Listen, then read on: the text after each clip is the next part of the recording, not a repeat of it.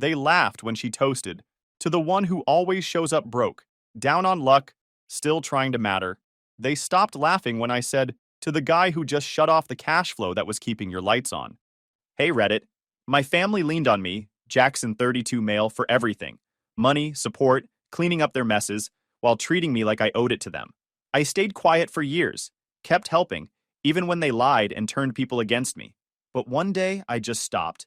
No fight, no warning, just silence. What followed was a complete fallout I didn't have to lift a finger for. They built their whole world on using me. And without me, it all collapsed. Family picnics were never really my thing. You don't look forward to spending a weekend pretending everything's normal around people who treat you like a walking bank account with a bad attitude. But I went. Because I always went. I told myself it was tradition, but honestly, I think I just liked proving to myself that I could be around them without flipping a table. It was the usual scene. Cheap lawn chairs and uneven grass, kids screaming like feral pigeons, my mom pretending to be busy with nothing, dad halfway asleep with a plate on his lap, and my sister Natalie, 29 female, pulling up last minute in her boyfriend's car with a whole setup like she was catering a wedding. I showed up with a plastic grocery bag from the discount store. The rest of the family was already mid-performance. Cousin Rebecca was there, fake laughing. Then there was Aunt Joanne, who's never said my name right in her life and still thinks I got held back in high school even though I graduated early. Classic lineup. Nobody asked me how I was doing. Nobody ever does. They just assume I'm doing fine because I'm not begging or crying. I sat down, cracked my soda, and let the passive-aggressive commentary do its usual lap around the yard. Someone made a comment about how I never bring a date. Another one about how I never smile in pictures. My mom threw in something about some of us knowing how to grow up while staring dead at me like she was expecting a reaction. I didn't give her one. I was saving it. We were 2 hours in when my sister stood up with her wine glass raised like she was at a rehearsal dinner. Everyone got quiet. They knew she loved her little speeches. She smiled, that tight, condescending grin that looks nice in pictures, but feels like a slap in person. She said, "To the one who always shows up broke, down on luck, still trying to matter." They laughed. My mom laughed. My dad laughed. Even Rebecca giggled like it was clever. Nobody looked at me. I guess they expected me to smile awkwardly and just take it like always. I didn't. I reached for my cheap plastic cup, lifted it, and said, "To the guy who just shut off the cash flow that was keeping your lights on. That shut everything down. Like, completely down. No laughs, no fake coughs to break the tension. Just a long, awkward silence. The kind that makes birds stop chirping." My sister's face dropped like someone had unplugged it. My mom blinked like she just got pepper sprayed. My dad stared at his plate like it had the answers to life printed on the napkin under it. I didn't explain. I didn't make it a scene. I just finished my drink, wiped my hands on my jeans, and stood up. I said, "I'll be heading out." Nobody said a word. Not even the fake polite kind. They just sat there, frozen, trying to figure out if I'd just embarrassed her or all of them. Spoiler, both.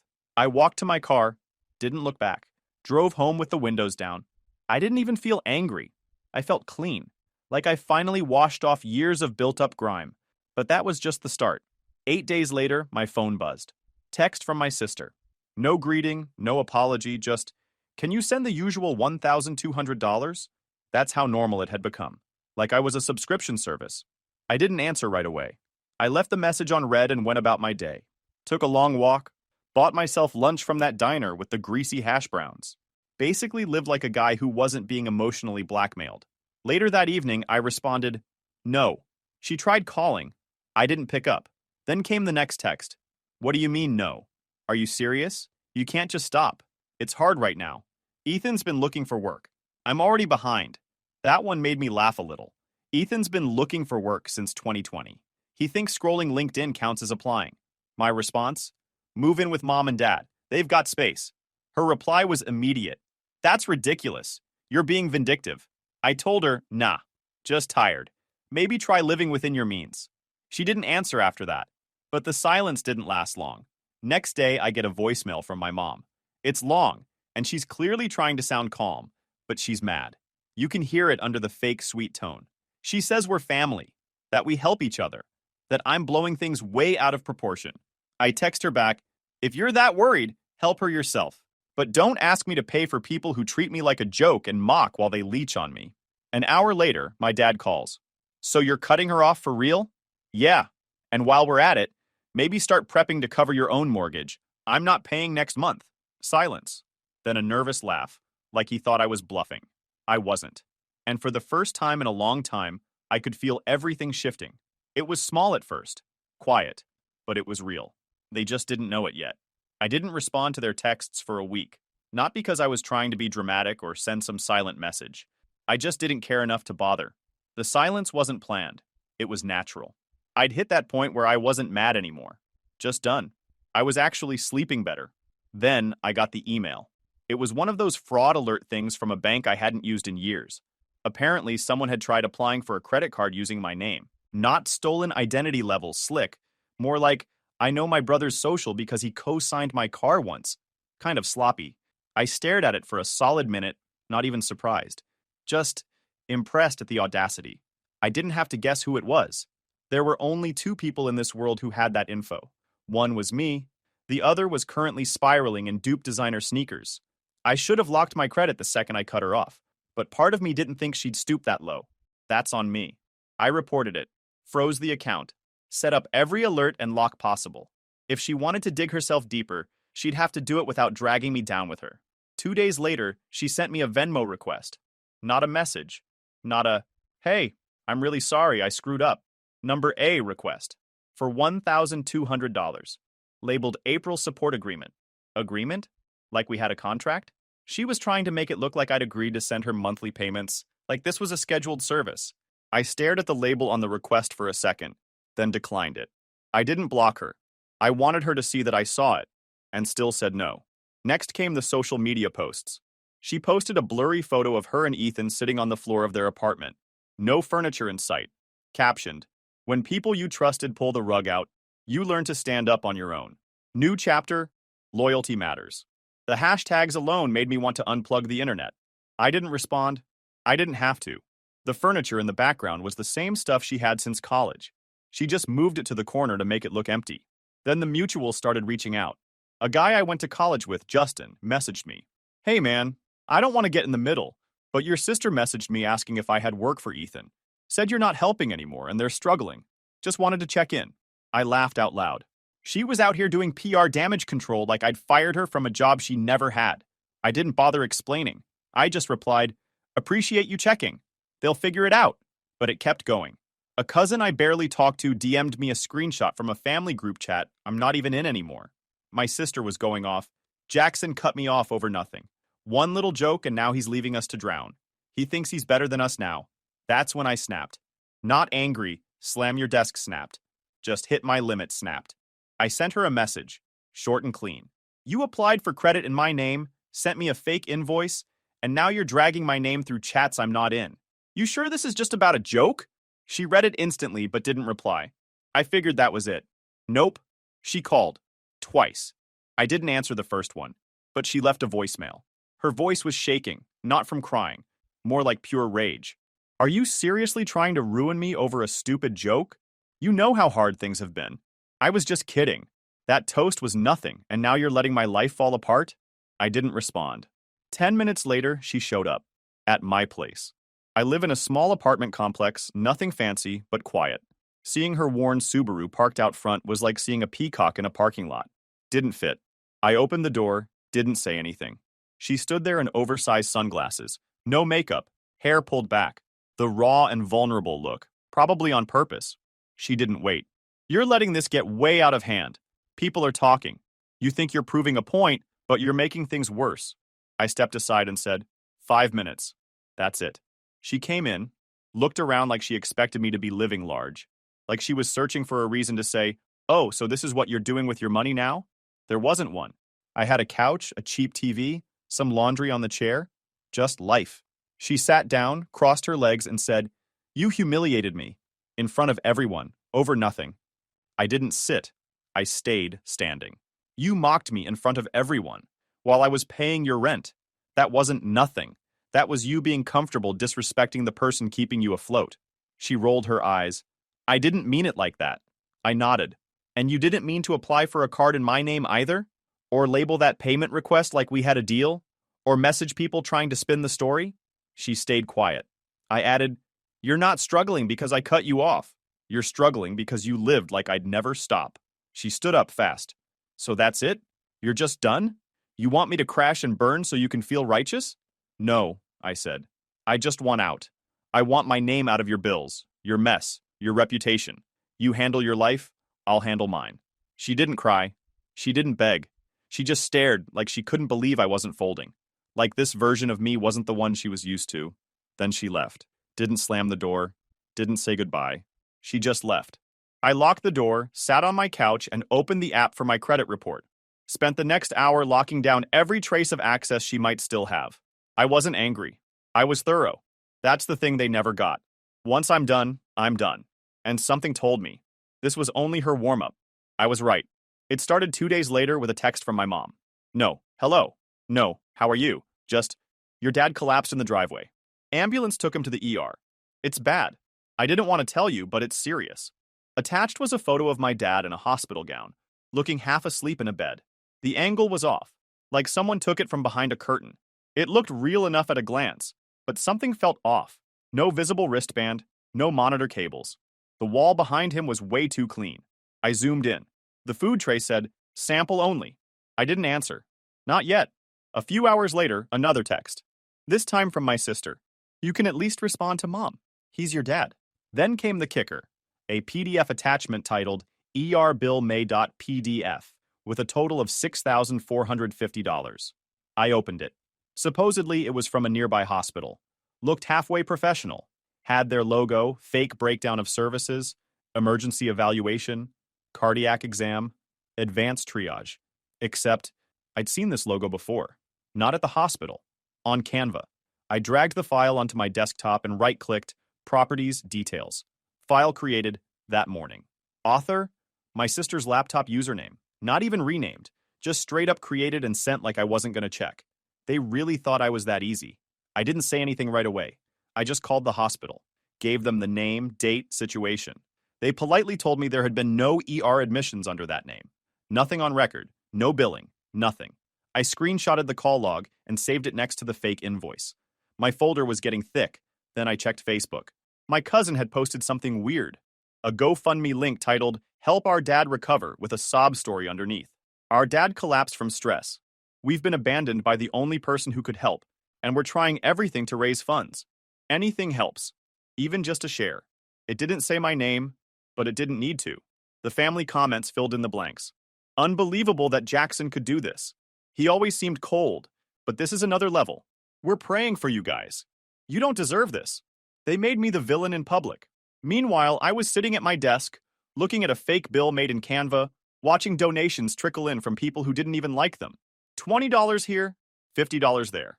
The audacity wasn't even surprising anymore. Just pathetic. I took a breath, grabbed my laptop, started compiling. Every dollar I'd sent them the past year. Every rent payment. Screenshots of the fake invoice metadata. Hospital call confirmation. Screenshots of texts and the Venmo agreement request. Even the GoFundMe page. I zipped it up into a folder. Named it insurance.docx just in case I ever needed to forward it to someone important. Not because I wanted revenge. Because I wasn't about to get publicly dragged by people who had the moral compass of a wet sock. That evening, I got a call from Aunt Claire. She sounded like she'd been crying. I'm so sorry about your dad. I just donated. I hope things get better soon. I let her talk. Then I said, he's fine. Never went to the hospital. The picture was staged. I called the hospital and confirmed. Silence. Then, wait, what? I can forward you the screenshots if you want. Also, that GoFundMe, they made it this morning. No medical bills exist. I checked. More silence. Then she muttered something like, I didn't know, and hung up.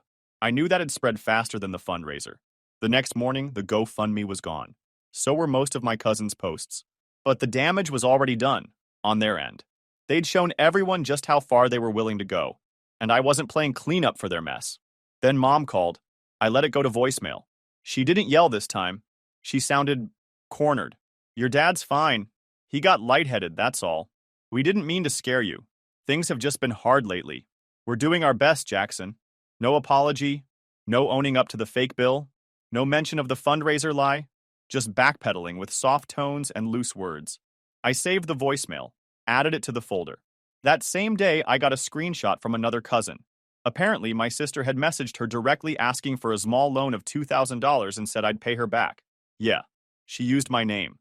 She literally told people, "Don't worry, Jackson will make it right once things calm down." Like I was a credit line she forgot to cancel. I replied to the cousin with one sentence: "Don't give her a cent." Then I sent a group text to a few relatives I trusted. "If anyone loans her money under the idea that I'll repay it, you're on your own. I'm done funding this circus." No one responded, but I saw the typing bubbles appear and disappear, over and over. They knew it was over. You could feel the shift. No more fake emergencies. No more bait texts. No, "Can we talk?" Voicemails from my mom. Just dead air.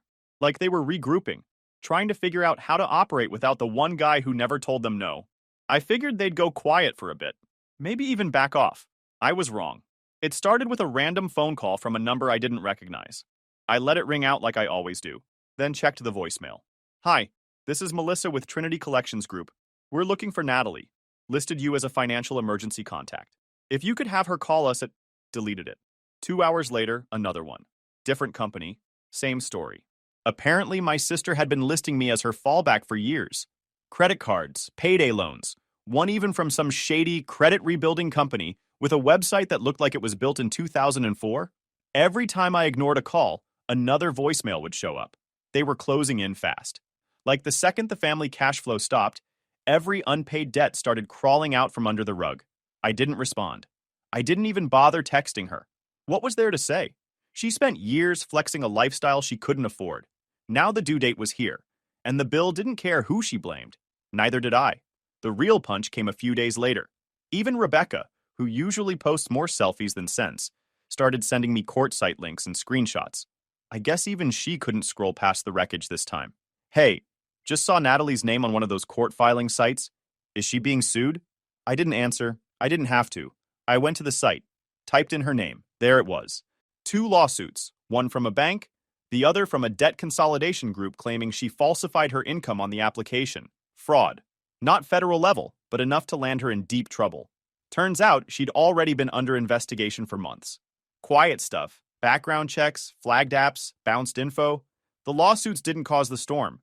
They just made it official. Fast-tracked it. Like the feds had been watching and finally got the green light to move. I didn't smile. I didn't gloat. I just sat back and read it over like it was a weather report.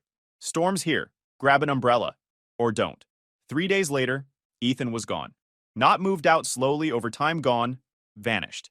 His name was removed from all their socials, the cheesy couple pics deleted, and Natalie posted some garbage quote about protecting your peace.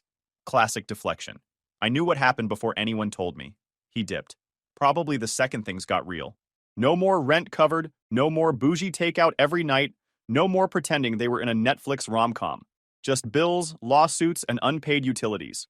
He wasn't built for that. Neither was she. What made it worse, funnier really, was that she tried to act like she kicked him out. Like she was choosing herself. "Girl," he peeled out of that parking lot before your eviction notice hit the door. The group chat stayed silent. I figured at least one of the cousins would ask me what was going on, but nobody did. Because they all knew the answer. Jackson stopped paying, and everything fell apart. The only reason I knew how bad it was getting was because a former neighbor of my parents messaged me out of nowhere. Some lady named Barbara, who used to bring over banana bread when I was a kid. She wrote, "I don't want to be in the middle of anything, but your mom came by asking if I knew anyone who could lend her $500. Said it was for medication." Medication? Sure. I thanked her and said I wasn't involved anymore. She didn't push, just said she was sorry to hear it came to this. It didn't come to this. They drove it here. They built their lives on the assumption that I would never draw a line, that no matter how much they mocked me, how little respect they showed, I'd keep paying like it was my job. And when that broke, so did everything else. The court documents started stacking. Another one dropped a week later. Landlord filing for unpaid rent on a second apartment in Natalie's name. Probably one she let lapse or tried to sublease without permission. Who knows? Who cares? But then came the part that actually caught me off guard. Someone messaged me anonymously. No name, no photo, just a burner account. It said, "Your sister's in custody. Fraud charges. Not jail yet, but soon." I didn't believe it at first. Figured it was bait, but then I checked the court's intake logs. Public record, there she was. One night hold, pending hearing. Not orange jumpsuit stuff, but real. Real enough. No lawyer listed. No bail posted. I stared at the page for a while, not knowing how I felt. Not happy, not angry. Just quiet. The girl who raised a toast mocking me, who walked around like she was the main character, who used my info without asking and turned our family into a circus. She was sitting in a holding cell over bad decisions she made, pretending nothing was her fault. And I didn't feel a thing. No one called me to ask for help. Not yet. I figured they were scrambling, probably trying to figure out who still talked to me. Or maybe they finally got the message. I didn't post about it. Didn't screenshot it or send it around. I wasn't interested in rubbing it in. I just deleted her number. Not blocked, not archived. Deleted. Because this wasn't revenge anymore. This was just gravity. She lived in a lie for too long. Swiped cards she couldn't afford, talked down to people she owed money to, laughed at the one person keeping her afloat, and now she was face to face with the real world. No filters, no fake toasts, no safety net, just consequences. And I wasn't losing sleep over any of it. I deleted her number, cleared out every old family text thread, blocked my mom's burner accounts, switched my main email, and set up forwarding just in case they tried to sneak in again. I even stopped checking the cousins' stories. There was nothing left to see. It was quiet. Too quiet. I should have known they weren't done. Not people like that. People who spent years feeding off someone don't just walk away. They find new ways to claw back in. It started with a letter. A real one. Like in the actual mailbox. No return address. Just my name and my apartment number. Written by hand like it was a wedding invitation. Inside was a notice from the IRS. Said there was a tip submitted against me for possible unreported income and suspicious financial activity. Apparently, someone believed I had undeclared familial financial agreements and hidden recurring income from private arrangements, whatever that meant. The paper didn't accuse me of anything directly. It was just one of those nasty little audits they send when someone rings the bell loud enough. I read it twice. It was real, not a phishing scam, not a fake. I cross-checked the hotline, the contact ID, the office code. Legit. This was an actual review being opened on me because someone filed a complaint, and I knew exactly who it was. No one else knew anything about the payments I used to make. No one else would have worded it like that. Private arrangements. That wasn't just made-up jargon. That was someone trying to twist the help I gave them into something criminal. They were trying to make it sound like I was part of some shady cash exchange, like I was running some under-the-table rental agreement or operating as an unlicensed lender. It was them. Had to be. No one else knew my finances well enough to fake this. And only they'd think ratting me out to the IRS counted as some twisted lesson in family consequences. Like weaponized guilt, but with government stationery. I closed the envelope and stared at the table for a few seconds. Not out of panic, just letting it sink in that they had actually done it. That my parents, after everything, had filed a report on me hoping to spook me into crawling back. And I'd bet anything they thought it would work. They probably imagined me panicking, calling them, begging to fix things before the government found out. I could already hear the smug voice in my mom's head. Maybe now he'll take us seriously. I didn't call. Instead, I printed out every transaction I'd ever made to them.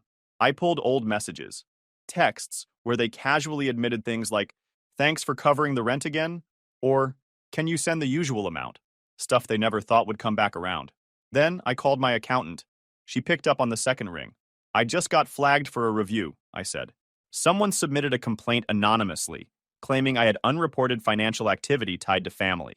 She paused. "Do you know who?" "I have my guesses." We spent the next hour going through everything. Every transfer was already declared. I hadn't hidden anything. No off-the-books income. No shell Venmo activity. It was all clean. She told me not to worry. We'd send over documentation, submit the response packet early, and flag the complaint as potentially retaliatory if I wanted to file supporting evidence. "Do you have a sense of who might have done it?" she asked again, more carefully this time. "Yeah," I said. "It's the people who used to eat dinner on my dime and still laughed at me." She didn't say anything, just started building the packet. By the end of the day, I had a folder ready to go. Full documentation, statement of defense, proof of prior assistance, with no terms, no contracts, no income received. I attached screenshots showing how it had all been one way. The last file I added was a voice memo from my dad. An old one. One where he said, "You didn't have to, son, but thanks for covering us again." That one stayed at the top of the list. A few days later, I dropped the full packet at the post office. Certified mail, tracked, done. I never confronted them. Not yet. I wanted to see what they'd try next. They probably figured the audit would scare me back into line. When it didn't, they upped the theatrics. Then, like clockwork, I got another letter. This time not from the IRS. This one had a return address. Typed, clean, from a local mediation firm. Inside was an invitation to participate in a family settlement agreement. The letter was ridiculous, full of nonsense language like, given your withdrawal of support, your parents are exploring structured reconciliation options, including possible retroactive compensation for dependent care and shared household contribution. They were trying to make it sound legal, like I owed them back pay for not being the family's ATM anymore. I laughed, out loud, at my desk, alone. They didn't want peace. They wanted a paper trail to say I owed them money, or guilt, or a second chance. That letter never got answered. I forwarded it to my lawyer. He read the whole thing and replied with exactly one sentence, "Tell them to go file it with the Tooth Fairy." I filed everything away, and this time I added one more folder to my drive. Evidence, parents. Because whatever was coming next, I was going to be ready for it. It didn't take long. I got a text from an old neighbor, Barbara again, the same woman who tipped me off when my mom came around asking for $500. This time it was just a photo. A large white sign on the front lawn of my parents' house. Foreclosure notice. No message. No caption. Just that. I clicked on the photo and zoomed in. Right under the bold black letters was the bank's name and the official date of repossession. It was real. They were done. The same house I'd secretly covered for almost a year was now being dragged into public records. The same house they lied about, hid behind, and pretended they were managing fine without me. It was over. I didn't say anything. But someone else did. An hour later, I got an email forward from a coworker. One of those, "you need to see this" types. It was a next-door post, shared by someone in their area. The caption read, "Sad to see a longtime family lose their home, especially knowing their son tried to help, and they ran him through the mud instead." Under it was a thread of replies. Nothing explosive, just neighbors quietly agreeing, confirming things, saying how they'd seen me at the house over the years, how I was always polite, how no one ever realized I was the one keeping it all afloat. It spread, quietly. The comments weren't angry. They were disappointed. That was worse. For my parents. They didn't just look broke. They looked exposed. By the end of the day, I'd seen screenshots from 2 separate group chats, one with old family friends, another from someone my mom used to work with. Both had the same vibe. They always acted like he was the problem. Makes you think. They weren't mad at me. They were mad they believed my parents' version of the story for so long. I got one more message that night, from someone I didn't expect. My old coach from high school. Guy barely used a phone. "Saw what happened with your folks. Proud of how you handled it. Not everyone would have walked away without setting fire to the place." I didn't respond, but I appreciated it. Still, that wasn't the end. The next hit came 2 days later. An envelope with a final foreclosure notice, but addressed to me. Somehow my name was still connected to the property in the mortgage company's contact records. They'd added me as a reference during one of their extensions, without my consent, probably months before I cut them off. The bank wanted to verify whether I was planning to step in. I wasn't. Instead, I sent the whole packet, mortgage notices, financial logs, even screenshots of past messages, to my lawyer. He reviewed everything and got back to me in under a day. "They used your name for financial leverage again. Time to make it official." So I did. We filed a formal fraud and identity misuse report, tied specifically to the foreclosure and the prior IRS complaint. I wasn't suing them, yet. I just wanted it documented and legally locked. I sent a cease and desist through my lawyer, certified mail, signed for on delivery. That same evening, my phone buzzed. Blocked number, voicemail. I played it on speaker while eating dinner. Apparently, before I froze everything, they slipped my name onto a few more forms. Mortgage extensions, contact info, whatever they could grab while I was still covering things. Sloppy, desperate, but not surprising. They were banking on me never checking the fine print.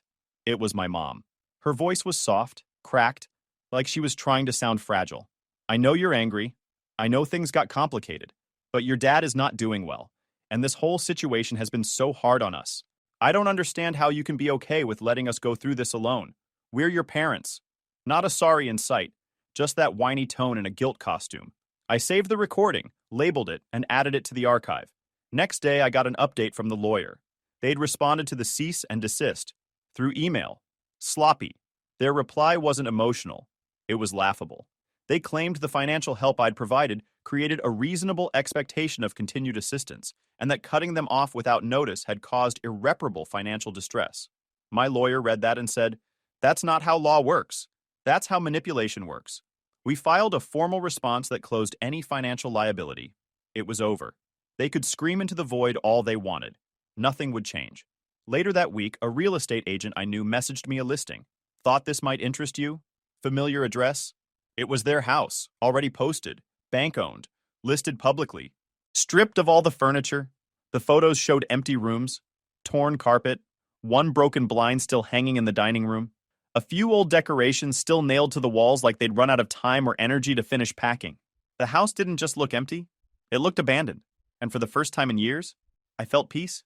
I closed the listing, booked a one-way trip to a cabin 3 hours outside the city, left my phone on Do Not Disturb, packed a bag, no laptop, no distractions, just me, no guilt, no incoming calls, no "we need to talk" messages, no fake emergencies, just quiet. 7. That was new for me. Unfamiliar, but solid. Like standing on a floor that didn't creak every time someone else leaned on me. I stayed up at the cabin for 5 days. No Wi-Fi, no notifications, just trees, cheap coffee, and sleep that didn't come with background stress. The first time I powered my phone back on, there were no missed calls, no texts, no voicemails, just a clean home screen. I figured something had to have happened, and I was right. The fallout hit like a series of falling dominoes. The house, gone. Officially repossessed. I got confirmation from the county's property listing site. My parents were no longer the legal owners. A bank-owned tag was stamped across the public record like a scar. They were evicted within a week of the foreclosure posting. I didn't know where they ended up. Motel, couch surfing, maybe someone still naive enough to take them in. But their name was done in that neighborhood. People had seen the truth now. Their game was cooked. The front lawn that once hosted cookouts and fake family moments was now brown and patchy, a lockbox on the doorknob, real estate sign out front. Barbara, the same neighbor who had quietly kept me updated, sent one last photo. They packed up fast, left furniture on the curb, didn't even shut the garage door on the way out. That was the family home. Gone in a week. Just like that. I didn't feel bad. I'd kept that place standing for months. Quietly. No praise, no acknowledgement, just monthly withdrawals and backhanded comments. And once I stopped, it folded like a house of cards built in a wind tunnel. Then there was my sister. The arrest wasn't a fluke. She had charges stacked, loan fraud, identity misuse, and credit card schemes that finally caught up. Most of the debts she'd been hiding were under different names. People she knew, people who didn't even know they were listed. Somehow, I wasn't surprised to find out she'd burned at least 3 other relatives before me. I read the case summary online. Cold, simple language. Knowingly submitted falsified financial documents. History of identity misuse. Failed to appear on a previous summons. She got 6 months in county, plus restitution payments she'll never be able to cover. Ethan? Gone. Ghosted before the handcuffs even came out. She showed up to court alone. One of the cousins texted me a blurry screenshot of her mugshot with the message, "Damn." That was all anyone said. The family chat was basically dead now. No one posted. No one defended her. Nobody started a GoFundMe this time. Mom and Dad? Silent. The last email I'd received from them was 2 weeks old. It had been forwarded from their failed mediation attempt. Something about reconsidering our relationship. I ignored it, then blocked the address. No one's knocking. No one's texting. Nobody's asking for anything anymore. They're too busy trying to clean up what's left of the mess they made when I stopped being their unpaid insurance plan. I took one last look at everything I'd saved. Every receipt, message, screenshot. Just to remind myself that I didn't imagine it. That I wasn't being petty. That it was real. Then I deleted the entire folder. No reason to keep dragging it forward. That chapter didn't even need a closing line.